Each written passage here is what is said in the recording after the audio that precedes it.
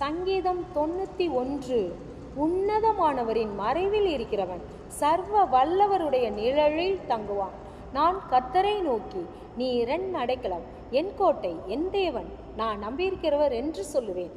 அவர் உன்னை வேடனுடைய கண்ணிக்கும் பாழாக்கும் கொள்ளை நோய்க்கு உன்னை தப்பிப்பார்.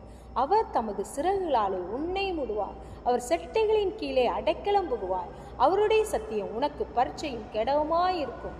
இரவில் உண்டாகும் பயங்கரத்துக்கும் பகலில் பறக்கும் அம்புக்கும் இருளில் நடமாடும் கொள்ளை நோய்க்கும் மத்தியானத்தில் பாழாக்கும் சங்காரத்திற்கும் பயப்படாதிருப்பாய். உன் பக்கத்தில் 1000 பேரும் உன் வலது பக்கத்தில் 16,000 பேரும் விழுந்தாலும் அது உன்னை அணுகாது. உன் கண்களால் மாத்திரம் நீ அதை பார்த்து துன்மார்க்கருக்கு வரும் பலனை காண்பாய். எனக்கு அடைக்கலமாயிருக்கிற உன்னதமான கர்த்தரை உனக்கு தாபரமாக கொண்டாய். ஆகையால் பொல்லாப்பு உனக்கு நேரிடாது, வாதை உன் கூடாரத்தை அணுகாது. உன் வழிகளெல்லாம் உன்னை காக்கும்படி உனக்காக தம்முடைய தூதர்களுக்கு கட்டளையிடுவார். உன் பாதம் கல்லில் இடராதபடிக்கு அவர்கள் உன்னை தங்கள் கரங்களில் ஏந்தி கொண்டு போவார்கள். சிங்கத்தின் மேலும் விரியன் பாம்பின் மேலும் நீ நடந்து பால சிங்கத்தை வலு சர்ப்பத்தை மிதித்து போடுவார். அவன் என்னிடத்தில் வாஞ்சியா இருக்கிறபடியா அவனை விடுவிப்பேன். என் நாமத்தை அறிந்திருக்கிறபடியா அவனை உயர்ந்த அடைக்கலத்திலே வைப்பேன்.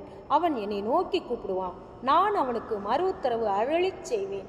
ஆபத்தில் நானே அவனோடு இருந்து அவனை தப்புவித்து அவனை கனப்படுத்துவேன். நீடித்த நாட்களாய் அவனை திருப்தியாக்கி என் இரட்சிப்பை அவனுக்கு காண்பிப்பேன்.